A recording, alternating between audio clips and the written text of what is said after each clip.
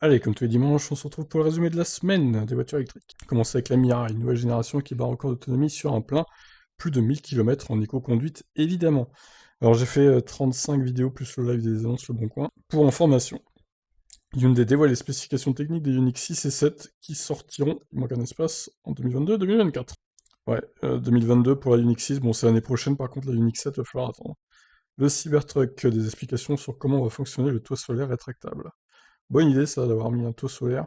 De la part de Tesla, Rolls-Royce va lancer une limousine électrique, la Silent Shadow. Malheureusement, on ne connaît pas encore ses caractéristiques pour l'instant. Envision va installer une usine de batterie à Douai pour Renault, donc ils seront en partenariat exclusif avec Renault. Elon Musk et Herbert Diess totalement contre le principe du moteur à hydrogène. En même temps, ils n'ont pas du tout investi dans l'hydrogène, donc le contraire serait étonnant.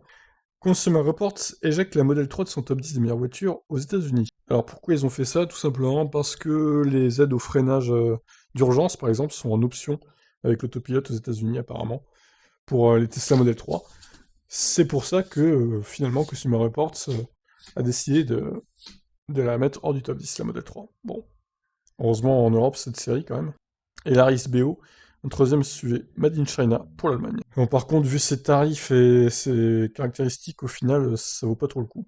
Des détails sur le hardware des futurs Tesla S et X. Donc ça, pour les geeks, hein, je vous laisse aller voir ça. Alors j'ai fait un petit trajet avec mon Kona, ça faisait longtemps que je n'avais pas fait, depuis l'année dernière, depuis l'été dernier. Je suis parti de Condé-sur-Noireau et je suis allé à Dragey-Monton, ce qui fait au total aller-retour 172 km quasiment. Donc toutes les caractéristiques hein, du voyage sont là. Toujours une très bonne conso avec le Kona. J'ai pas mis de clim, je précise. Voilà pour ça. Il y a même des photos de la plage si vous voulez aller voir. L'Arimac C2 devient l'Arimac Nevera et se dévoile en détail. L'hypercar de la semaine, donc 2 millions d'euros. Rien que ça. La future Peugeot 1008 pourrait arriver également en Europe. Par contre 2025 ça me paraît tellement lointain que bon, ça sera un peu tard je crois, hein. Le modèle 3 revient à la première place des ventes de VE en France à l'issue du mois de mai 2021. Devant la Zoé et la i208. On aura les chiffres évidemment détaillés plus tard dans le mois, peut-être la semaine prochaine au mieux, fin de semaine prochaine peut-être. BMW iX, photo, accélération, autonomie, prix. Alors, ils ont présenté la iX et la i4 également, le même jour, BMW. Voilà, donc moi je suis pas très chaud hein, pour leur voiture là. Je les trouve très chères déjà, et pas forcément aussi performantes que ce soit au niveau accélération et autonomie que la Model 3, pour la i4 du moins, et que le Model X pour la iX. Donc voilà, je suis pas sûr que ça marche beaucoup des masses. On verra. Volvo C40 électrique, la version SUV coupée du XC40 annonce ses tarifs. C'est plus cher que la version normale. Tesla va bientôt ouvrir ses propres restaurants à des superchargeurs stratégiques. Et oui, peut-être des fast-food Tesla ou alors des restos normaux, je sais pas, on verra. Le compteur Linky finalement payé à hauteur de 130 euros. Le gouvernement dément. Bah oui, c'était une rumeur qui était parue sur le Parisien, mais le gouvernement s'est empressé de démentir cette rumeur. Apparemment, c'est faux, donc heureusement d'ailleurs. Parce que même si c'est répercuté chaque mois sur les factures, au final, ça fait gonfler les factures quand même. Ça aurait été ballot. L'Ami à 2.0 électrique de retour pour 2023. Alors, on nous l'annonce depuis des années, hein, le retour de la Mia, mais bon, pour l'instant ça s'est pas fait, peut-être en 2023. On verra, à mon avis, de toute façon, elle sera pas très intéressante. Volkswagen veut faire entrer sa division batterie en bourse. Voilà pour ça, j'ai rien de particulier à ajouter de plus. Apple Car, beaucoup d'ingénieurs de renom quittent le navire. Projet au point mort, donc je pense que les ingés ils veulent se projeter ailleurs, quoi, hein, dans une société qui veut vraiment travailler sur des vrais projets, quoi. Pour l'instant, c'est un peu le néant. Musk s'explique sur la fluctuation des prix chez Tesla, et sur le retrait de certaines options. Je vous laisse aller voir ça. Selon Nissan, les conducteurs de voitures électriques roulent plus que ceux en thermique. Moi, ça m'étonne pas, parce que c'est aussi mon cas. Tesla Model S Plaid, la berline électrique enregistre un nouveau record sur 400 mètres. 9 secondes 2, donc. Ça pousse, hein, cette Model S Plaid Plus, du coup. Incroyable. Nouveau record d'autonomie pour le bus électrique Man Lions City 12E. Ils ont fait en éco-conduite jusqu'à 550 km, c'est pas mal. Mais en vrai de vrai, avec des passagers et tout, le bus il peut faire, on va dire, 300 bornes, quoi, en moyenne. Là, il était à vide, évidemment. Je pense qu'il était en mode éco-conduite aussi, le mec à l'intérieur. Nissan Ariya, report du SUV électrique à cause de la pénurie de semi-conducteurs.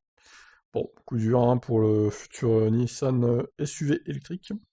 Le Ford Mustang Mach-E en tête des ventes en Norvège au mois de mai. Toutes voitures confondues, toutes motorisations confondues.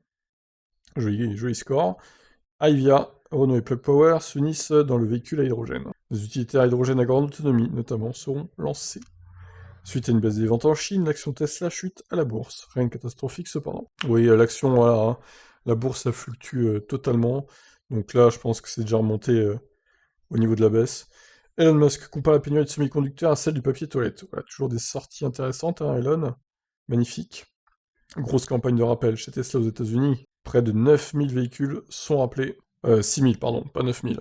Concernant des boulons qui serrent mal, qui seraient pas assez serrés au niveau des étriers de frein, ce qui pourrait provoquer des accidents, etc.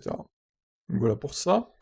ZF, les voitures de collection obtiennent finalement une autorisation de circuler, les voitures de collection, évidemment thermiques, hein, on précise. Donc bonne nouvelle pour ceux qui ont des voitures de collection qui vont aller sortir le week-end par exemple. Il laisse son enfant seul dans sa Tesla climatisée. Un passant brise la vitre pour le sauver. Alors là, c'est vraiment une situation malaisante, hein, puisqu'au final, le parent en question n'avait pas fait les choses mal, mais le passant croyait qu'il n'y avait pas la clim, forcément, donc il a pété la vitre. Donc alors là, honnêtement, je sais pas ce qui va se passer, les suites de ça, mais bon. Je pense pas que le propriétaire de la Tesla porte plainte, mais on sait jamais. Si ça dépend du caractère de la personne, on va dire. Ensuite, Stellantis veut construire une gigafactory en Italie pour ses voitures électriques. Voilà, pour ça, et la dernière news de cette semaine, Fiat veut devenir une marque 100% électrique d'ici 2030. On verra si ils tiennent parole dans les délais. Voilà, sinon je vous informe qu'il y a le Grand Prix d'Azerbaïdjan de F1 à 14 h. Vous pouvez suivre le live sur Tip Stories et résumé de la course, le débrief, etc. sur Tip F1. Tous les liens sont dans la description. Allez, à demain lundi pour d'autres actus. Ciao.